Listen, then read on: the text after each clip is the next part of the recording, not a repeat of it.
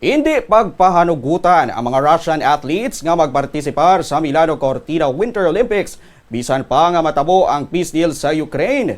Inigon kumpirmar sang International Olympic Committee IOC President kasi Kirsty Coventry. Suro kay Coventry nga magapabili ng desisyon sang International Olympic Committee nga pahanugutan nga magpartisipar ang Russian athletes sa hampang sa Pebrero bilang isa ka individual kag hindi bilang nga tiglawas sang Russia. Gidubilian sang International Olympic Committee o IOC ang Russia kag Belarus matapos ang pagsalakay sang Russia sa Ukraine sang Pebrero tuig 2022.